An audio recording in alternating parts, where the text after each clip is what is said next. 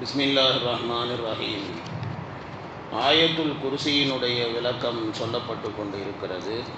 அந்த தொடரிலே இன்னைக்கு ஒரு சில விஷயங்கள். அபூதர் கிஃபாரி ரலியல்லாஹு தஆலா அன்ஹு அவர்கள் ஒரு வாட்டி குர்சியை பற்றி நாயகம் ஸல்லல்லாஹு அலைஹி வஸல்லம் அவர்களிடத்திலே கேள்வி கேட்டார்கள். அப்பொழுது பெருமானார் ஸல்லல்லாஹு அலைஹி வஸல்லம் அவர்கள் அல்லாஹ்வின் மீது சத்தியமிட்டு, ஏற்கனவே உங்களுக்கு குர்சியை பற்றி விளக்கம் சொன்னேனே, அதே விளக்கத்தை தான் நாயகம் ஸல்லல்லாஹு அலைஹி வஸல்லம் அவங்க சொன்னாங்க, அர்ஷினுடைய சிறப்பு குர்சியின் மீதும் இதே மாதிரி தான் அப்படின்னு சொல்லிட்டு இப்படி சொன்னாங்க.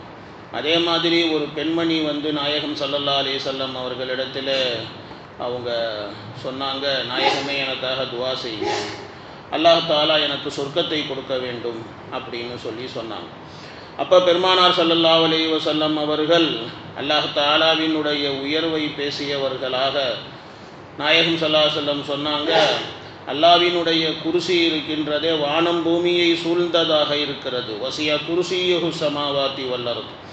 ஆனால் எப்படியாக புது கட்டிலிலே உட்கார்ந்தால் அது எப்படி அந்த கட்டிலிலே சத்தம் ஏற்படுமோ, அது மாதிரி அல்லாஹ்வினுடைய குர்சியினுடைய அந்த உயர்வின் காரணத்தினால் வானம் சப்தமிடுகின்றது அப்படின்னு சொல்லி இப்படி பெருமானார் ஸல்லல்லாஹு அலைஹி வஸல்லம் சொன்னாங்க. இந்த ஹதீஸுகள் நிறைய சனதுகளோடு நிறைய கிதாபுகளில் இடம்பெற்று இருக்கிறது. ஆனால் எந்த சனதுமே எந்த ராவியுமே பிரபல்யமானவர்கள் கிடையாது, பிரபல்யம் இல்லாதவர்கள் தான். சில பேருடைய அறிவிப்பு முர்சலாக இருக்குது, சில பேருடைய அறிவிப்பு மௌகூஃபாக இருக்குது. இதில் ரொம்ப கரீபான ரிவாயத்து எது அப்படின்னு சொன்னால், அது லாஸ்ட்டாக சொன்ன ரிவாயத்து கரீபான ரிவாயத்து. ஹஜ்ரத் ஜுபைர் ரலியல்லாஹு தஆலா அன்ஹு அவர்களினுடைய ரிவாயத்தும் கரீபான ரிவாயத்து தான். ஆனால் அபூதாவுது ஷரீஃபில் அந்த ரிவாயத்து இருக்கிறது, இடம்பெற்று இருக்கிறது. அந்த ரிவாயத்தில் இன்னொரு வார்த்தையும் எக்ஸ்ட்ரா இருக்குது. என்னன்னு சொன்னால், கியாமத்துடைய நாளன்றைக்கு தீர்ப்புகள் வழங்குகின்ற போது அல்லாஹ்வினுடைய குர்சி கொண்டு வந்து வைக்கப்படும் அப்படின்னு சொல்லப்பட்டு இருக்கிறது. அப்போ இதுதான் குர்சியினுடைய விளக்கம். குர்சிக்கு சரியான விளக்கம் யாராலையும் சொல்ல முடியாது. குர்சிக்கு இதுதான் ஆக மொத்தம் இருக்கக்கூடிய விளக்கம். வல்லாஹு அலம். அல்லாஹுக்கு தான் வெளிச்சம். அதற்கு மேலே முஸ்லீம்களிலே முத்தக்கல்லிமீன்களாக இருக்கக்கூடியவர்கள் அவங்க குர்சியை பற்றி என்ன சொல்கிறாங்க அப்படின்னு சொன்னால், 8வது வானத்தில் குர்சி இருக்குது அப்படின்னு சொல்கிறாங்க. நம்ம 7 வானம் தான் கேள்விப்பட்டிருக்கோம், அவங்க 8வது ஒரு வானம் சொல்கிறாங்க. அதற்கு ஃபலக்கு சபாபத் அப்படின்னு சொல்லுவாங்களாம். 9வது வானமும் இருக்கிறது, அதற்கு ஃபலக்குல் ஈசர் அப்படின்னு சொல்லுவாங்க, அத்லஸ் அப்படின்னு சொல்கிறாங்க. ஆனால் இது மற்றவர்களுடைய கருத்துக்கு நேர் மாற்றமான கருத்தாக இருக்கிறது. ஹசன் பிஸ்ரி ரஹ்மத்துல்லாஹி அலைஹி அவங்க என்ன சொல்கிறாங்க அப்படின்னு சொன்னால், குர்சி தான் அரிசு தான் குர்சி அப்படி சொல்கிறாங்க. ஆனால் அதுவும் சரியில்லை. குர்சி என்பது வேற, அரிசு என்பது வேற, ரெண்டும் வெவ்வேறு. இதுதான் நிறைய ஆசாறுகள் ஹதீஸுகள் இவைகளிலே வந்திருக்கக்கூடிய செய்தி. அல்லாமா இப்னு ஜரீர் ரஹ்மத்துல்லாஹி அலைஹி அவர்கள் இது சம்பந்தமாக அவங்க ஹஜ்ரத் உமர் ரலியல்லாஹு தஆலா அன்ஹு அவர்களினுடைய அறிவிப்பை தான் அவர்கள் எடுத்து இருக்கிறார்கள். ஆனால் அந்த அறிவிப்பில் அது சஹீஹான அறிவிப்பா இல்லையா அப்படிங்கிறதுலையும் கொஞ்சம் கலாம் இருக்குது. அல்லாஹ்வுக்கு வெளிச்சம். பிறகு அல்லாஹ் தஆலா சொல்லுகின்றான், வலா யவுதுஹு ஹிஃபுதுஹுமா. வானம் பூமியை பாதுகாப்பதிலே அல்லாஹ் களைத்து போவதில்லை. வானம் பூமியை பாதுகாக்கக்கூடியவனும் அல்லாஹ் தான். அல்லாஹ் தஆலா இருக்கிறானே, வானம் பூமியை பாதுகாப்பதிலே அல்லாஹ் களைத்து போவது இல்லை. அல்லாஹ்வுக்கு சிரமம் ஒன்றும் இல்லை. அல்லாஹ்வுக்கு ரொம்ப ஈஸியான ஒரு வேலை தான் அது. அல்லாஹ்வினுடைய மஹ்லூக்குகள் என்ன செய்கின்றார்கள் அப்படிங்கிறது அல்லாஹ்வுக்கு தெரிந்ததாக இருக்கிறது. எல்லா பொருளையும் பாதுகாக்கக்கூடியவன் அல்லாஹ்வாக இருக்கிறான். அல்லாஹ் தஆலாவுக்கு மறைந்த விஷயங்கள் எதுவும் கிடையாது. எல்லா மஹ்லூக்குகளும் அல்லாஹ்வுக்கு முன்னால் ஹக்கீரானதாகவும் பணிந்தவையாகவும் இழிவானவையாகவும் தேவை உள்ளவைகளாகவும் ஃபகீராகவும் இருக்கின்றது. ஹகீருன் வ முத்தவாதியுன் வ தலீலுன் முஹ்தாஜுன் வ ஃபகீருன். அல்லாஹ்வுக்கு முன்னால் எல்லாம் அப்படி தான். அல்லாஹ் அவன் கனியாக இருக்கிறான், அவன் தேவையற்றவன், புகழுக்குரியவன். அவன் எதை விரும்புகின்றானோ அதை அவன் செய்து முடிக்கின்றான். அவனுக்கு கட்டளையிடக்கூடியவர்கள் யாரும் கிடையாது. அல்லாஹ் தஆலாவுக்கு கட்டளையிடக்கூடியவன் யாரும் இல்லை.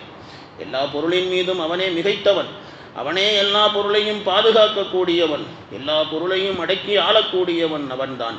அவனே மகா உயர்ந்தவன், அவனே மகத்தானவன், அவனே உயர்வுக்குண்டானவன், அவனே கிபிருக்கு உண்டானவன். கிபிரியா அவன்தான். அவனை தவிர வணக்கத்துக்கு தகுதியானவன் யாரும் கிடையாது. அவனை தவிர செய்திகளை அறிந்து கொள்ளக்கூடியவர்கள் யாரும் கிடையாது. அவனை தவிர பரிபாலிக்கக்கூடியவர்கள் யாரும் கிடையாது. அவனே கிபிரியாவாக இருக்கிறான். அவனே பெருமைக்குரியவனாக இருக்கிறான். அதனால தான் அல்லாஹ் தஆலா சொன்னான், அல்லாஹ் யார்? வஹுவல் அலியுல் அதீம், அவன் உயர்வானவன், மகத்தானவனாக இருக்கின்றான். ஸோ இந்த ஆயத்தில் இது மாதிரி உண்டான வேற ஆயத்துக்கள்ல, சஹீஹான ஹதீஸுகளில் அல்லாஹ்வினுடைய ஸாத்தை பற்றி, அல்லாஹ்வினுடைய சிஃபாத்தை பற்றி என்ன சொல்லப்பட்டிருக்கிறதோ அதை நாம் ஈமான் கொள்கிறோம், அதை நாம் ஈமான் கொள்ள வேண்டும். ஆனால் அதனுடைய கைஃபியத், அல்லாஹ் எப்படிப்பட்டவன் அப்படிங்கிறதெல்லாம் நமக்கு தேவையில்லாதது. அதை நம்ம பேச ஆரம்பித்தாலே நம்மளுடைய ஈமான் போயிடும். அதனால் அதை பற்றியெல்லாம் நம்ம பேசக்கூடாது. அதே மாதிரி அல்லாஹ்வுக்கு உவமைகளை ஏற்படுத்துவது அதுவும் கிடையாது. எந்த மாதிரியான வார்த்தைகள் அல்லாஹ் தஆலா தன்னுடைய சிஃபாத்தை பற்றி, தன்னுடைய ஸாத்தை பற்றி அல்லாஹ் சொன்னானோ அதை அப்படியே ஈமான் கொள்வது நம்மளுடைய கடமை. இதுதான் நம்மளுடைய முன்னோர்கள் சலஃபு சாலிஹீன்கள் ரிதுவானுல்லாஹி அலைஹிம் அஜ்மஈன் அவர்களுடைய பழக்கமும் இதுதான். ஸோ நம்மளும் அல்லாஹ் என்ன குர்ஆனில் சொன்னானோ இது மாதிரி வார்த்தைகள், அந்த வார்த்தைகளை அப்படியே 100க்கு 100 நாங்கள் ஈமான் கொள்கிறோம். அவ்வளோதான்.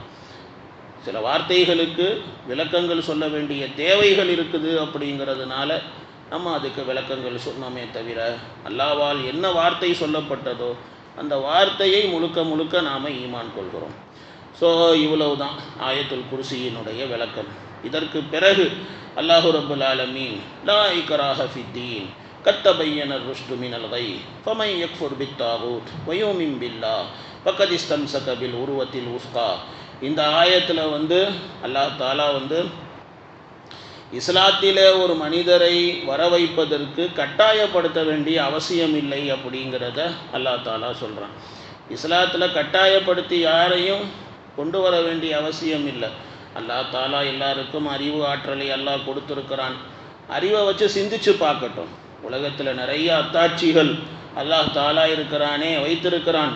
அல்லாஹ் ஒருவன்தான், இறைவன் ஒருவன்தான் அப்படிங்கிறதுக்கு பல அத்தாட்சிகள் இருக்கிறது. அதையெல்லாம் சிந்திச்சு பார்த்து ஈமானை ஏற்றுக்கிட்டால் போதும். அப்படி இல்லாட்டினா எதில் இருக்காங்களோ அதிலே இருக்கட்டும். லக்கும் தீனுக்கும் வலிய தீன், உங்கள் மார்க்கம் உங்களுக்கு, எங்கள் மார்க்கம் எங்களுக்கு. கட்டாயப்படுத்துதல் அப்படிங்கிறது இஸ்லாத்தில் கிடையாது. அது அந்த ஆயத்தில் அல்லாஹ் சொல்லுவான். அடுத்து உங்களுக்கு விளக்கங்கள் சொல்லப்படும். சுப்ஹானல்லாஹி